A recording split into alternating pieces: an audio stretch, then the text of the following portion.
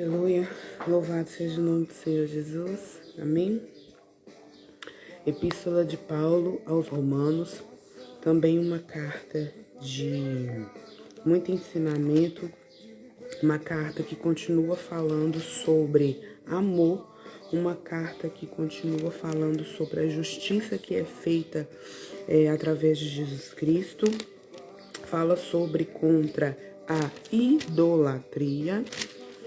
Também fala de um dos atributos de Deus, né? Que está lá em Gálatas 5, que está do fruto do Espírito, que é a longanimidade, né? Que é longânimo, que é ser tranquilo, que é não julgar de uma forma rápida, é ser sábio em Cristo Jesus.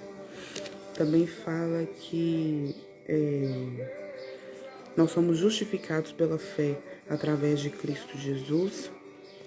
Aqui no capítulo 4 de Romanos, no versículo 7, nos diz: bem-aventurados aqueles cujas as iniquidades são perdoadas e cujos pecados são cobertos. Bem-aventurado o homem a quem o Senhor jamais imputará o pecado. Então aqui fala que nós já somos justificados através de Cristo Jesus.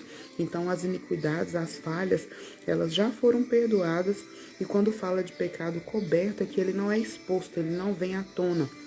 Jesus, ele é maravilhoso, ele não vai pegar e ficar falando do que foi feito no passado, do que foi feito ontem, não. Ele é sábio, ele é soberano, ele é longânimo, ele é paciente, ele é amoroso. Então, através da morte dele, a morte de cruz, os nossos pecados foram perdoados e nós fomos justificados através dele. Amém? No capítulo 5, fala no versículo 1: justificados, pois, mediante a fé, temos paz com Deus, por meio de nosso Senhor Jesus Cristo, por intermédio de quem obtivemos igualmente acesso. Esse igualmente acesso é porque antes, naquele tempo, só os sacerdotes que podiam entrar, tinha o véu, então, assim, era algo que era restrito. Mas o véu foi rasgado, então hoje nós temos acesso restrito, né, ao nosso Pai, pela fé, a esta graça na qual estamos firmes e gloriamo-nos na esperança da glória de Deus. Então aqui a palavra fala que é através dessa remissão de pecados, que é através dessa justificação feita em Jesus Cristo, nós estamos firmes, somos justificados e perseveramos em fé. Versículo 3. E não somente isto, mas também nos gloriamos, né? Nós somos gratos, somos alegres nas próprias tribulações, sabendo que a tribulação produz perseverança, e a perseverança produz esperança, e a esperança e a experiência produz a esperança. Então, assim, de acordo com que a gente vai pegando algo e vai fazendo ele de forma repetida, a gente vai adquirindo a experiência. Por isso que é importante que a gente medite todos os dias na palavra do Senhor Jesus, para que a gente adquira experiência na palavra de Deus a cada dia mais. E a gente vá aperfeiçoando. Amém? Louvado seja o nome do Senhor em todo tempo, porque Ele é bom. Aleluia. Louvado seja Cristo. No capítulo 6, versículo 23, fala das consequências do pecado, né? Porque o salário do pecado é a morte, mas o dom gratuito de Deus é a vida eterna em Cristo Jesus, nosso Senhor. Então, fala de uma forma bem sucinta e direta que o pecado, ele não compensa, que o salário dele é a morte, para que nós vivamos em novidade de vida, numa vida eterna, afastados de tudo aquilo que nos afasta de Deus. No capítulo 8, novamente fala da lei e de que não há nenhuma condenação. 8, versículo 1, agora, pois, já nenhuma condenação para aqueles que estão em Cristo Jesus. A palavra, ela é muito clara. Então, assim, aquele que anda em lei, que anda em novidade de vida, ele está em Cristo, então ele não se submete ao pecado. E aquele que não está em pecado, está em comunhão com Cristo Jesus. E continuando aqui no capítulo 8, no versículo 16, ele continua testificando através da palavra. O próprio Espírito testifica com o nosso espírito que somos filhos de Deus. Ora, se somos filhos, somos também herdeiros, herdeiros de Deus e co-herdeiros com Cristo. E se com eles sofremos, também com eles seremos glorificados. Então, aqui quando fala que nós somos herdeiros, aqui nós somos filhos de Deus e co-herdeiros porque estamos em Cristo Jesus. É uma herança dobrada, uma porção dobrada. Jesus, ele é tão lindo que ele entra em nossas vidas e nós ainda recebemos em dobro, porque o Espírito Santo habita em nós, nós temos comunhão com Deus e comunhão com Cristo Jesus. Louvado seja Deus. E continua aqui no versículo 18. Porque para mim tenho por certo que o sofrimento do tempo presente não pode ser comparado com a glória que vai ser revelada em nós. Meu Deus. Com a glória a ser revelada em nós. O que significa essa glória que vai ser revelada em nós? É que esses sofrimentos, as tribulações, as perseguições, as dificuldades, os nãos, os sentimentos maus, eles não vão ser comparados mediante a glória que vai ser feita em nós e através de nós. Amém? E tem que ser aguardado com paciência. Eu confesso que essa palavra para mim é uma palavra mais delicada, porque quando a gente quer algo e tem que esperar por esse algo, não é brincadeira. Mas em amor nós vamos continuando, vamos perseverando, porque sabemos que o melhor está por vir. Isso é viver por fé, é saber que o melhor está por vir. Amém? E que nós vivamos firmes nesta palavra, sabendo que em todas as coisas nós somos mais que vencedores em Cristo Jesus, sabendo que tudo que a gente confiar em Deus, a gente não vai ficar confundida, saber que a gente não vai ficar desanimado, porque a mão dele vai suster a gente, que a mão dele vai estar firme em nós, que o braço forte dele é ao mesmo tempo que é um braço forte, é um braço de amor, vai cuidar de nós e que nós podemos ter esse acesso, esse encontro pessoal e saber que aquele que clama o nome de Jesus vai ser salvo, que todo aquele que pode ser chamado de filho ou filha de Deus, independente da raça, a partir do momento que aceita ele e que ele habita em ti, é chamado filho de Deus, que nós podemos crer no sacrifício que foi vivo, sim, e que nós somos justos e somos justificados, sim. Isso é maravilhoso de saber, dessa grandeza, isso é coisa divina, só podia ser algo que vem de Deus.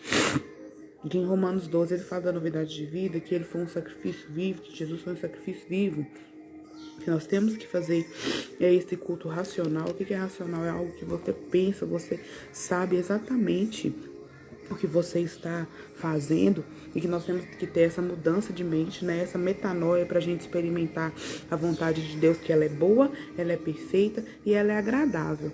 Então a vontade de Deus para nós, ela é melhor. Nossa, mas eu tô passando tanta luta, como que a vontade de Deus é melhor do que a minha? Porque se dependesse de mim eu não sentiria dor.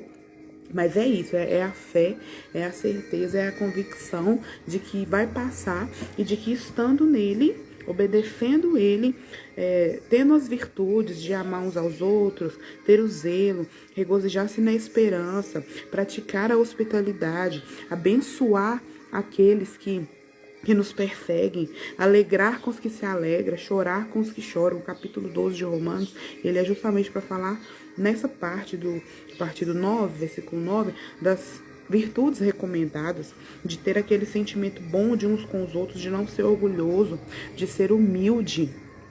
Jesus foi humilde. Que nós sejamos humildes também, ser sábios aos nossos próprios olhos. O que é ser sábio aos nossos olhos? Contemplar justamente aquilo que é bom, aquilo que é louvável, aquilo que é agradável a Cristo. E ter essa mente abençoada, e ter essa mente convicta de que o Senhor está conosco, de que o Senhor ele é nosso galardoador.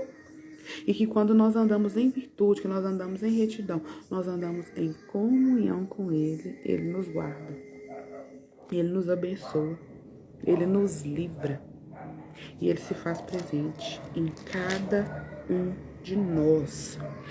Fala que nós temos que amar ao próximo, que é um cumprimento de lei. Nós temos que amar, não adulterar, não matar, não roubar, não cobiçar aquilo que não é para cobiçar. mas a andar em amor. Aqui no capítulo 13 de Romanos, no versículo 10, fala: o amor não pratica o mal contra o próximo, de sorte que o cumprimento da lei é o amor. Então, uma lei é uma ordenança. O amor é um dom, sim, é um dom supremo, sim, mas é uma ordenança, é a primeira. Amar a Deus sobre todas as coisas e o próximo como a ti mesmo. Então, se eu me amo, eu tenho que amar muito o próximo. Então, assim, é muito importante essas observações, porque nós entendemos que através disso, através do amor, que nós vamos alcançar essa lei e essa ordem, sabendo que a partir da nossa confiança, dessas virtudes que são recomendadas nesta carta, nós vamos perseverar firmes, nós vamos continuar imitando a Cristo, porque cabe a nós sermos imitadores de Cristo. Aqui no capítulo 15 nos fala isso, de imitarmos Ele, de sermos imagem e semelhança dEle, de não deixar que as injúrias venham ultrapassar aquilo que o Senhor deseja de nós, usar um dos frutos do Espírito, que é a alegria. Tanto que a palavra nos ensina, né? Que a alegria do Senhor é a nossa força, e viver firmemente nesta palavra. A alegria, ela vem de Deus, e essa alegria é um resultado de uma vida de fé e uma vida de obediência, e também de muita perseverança. O pecado na vida de um cristão pode roubar-lhe a alegria, ou a dúvida, ou a incerteza, ou o sentimento de revolta, ou o sentimento de abandono. São coisas que não vêm do Pai. Então, quando a gente está preenchido da presença dEle e da certeza de que Ele envia pessoas para cuidar de nós, que da mesma forma que Ele nos usa para servir, Ele vai usar pessoas para nos servir em amor. Então, quando nós temos essa confiança, nós temos essa convicção, nós temos essa certeza de que o Pai cuida de nós, realmente nós somos preenchidos 100%. Nós não vamos sermos preenchidos com um cônjuge, com um companheiro, estando casado. O casamento é um complemento, é um fazendo o outro feliz. Nós somos 100% felizes com a presença de Deus que habita em nós. Nós somos preenchidos porque a alegria do Senhor é a nossa força. E Ele que nos preenche. Amém? E isso que a carta de Romanos quer nos dizer. Que a alegria dele é a nossa força. Que o propósito da alegria é proporcionar as bênçãos para o cristão. E que a alegria capacita e aprecia todas as bênçãos que são dadas por Deus, seja na nossa saúde física, nos nossos familiares, nos nossos amigos, nos nossos irmãos, nas oportunidades que nós temos, e principalmente a alegria da salvação. À medida que o cristão vai experimentando essa verdadeira alegria, ele vai podendo então repartir essa alegria com os outros. E a alegria abundante é um fruto do Espírito para aqueles que caminham em fé. A pessoa alegre, ela caminha em fé, porque ela não olha as tribulações, ela não olha as adversidades, ela não olha as dificuldades, ela não olha para o pecado do outro. Ela olha em amor, ela olha em alegria, e assim ela consegue romper. E eu procuro viver essa palavra, viver em alegria, ser uma mulher alegre, ser uma filha alegre, ser uma serva alegre, ser uma profissional alegre, uma irmã alegre. Eu procuro ser assim, porque a alegria do Senhor é a minha força, a alegria do Senhor é a nossa força, e através dessa alegria a gente sabe que nada nos falta, que a presença dele nos preenche e que nele nós somos mais que vencedores. Mudando a nossa mente a cada dia, estando apto a cada vez mais estar em retidão e comunhão com Ele, vivendo essa vida de maravilha, essa vida de alegria, essa vida de confiança e perseverança, que é isso que a palavra do Senhor sempre nos ensina.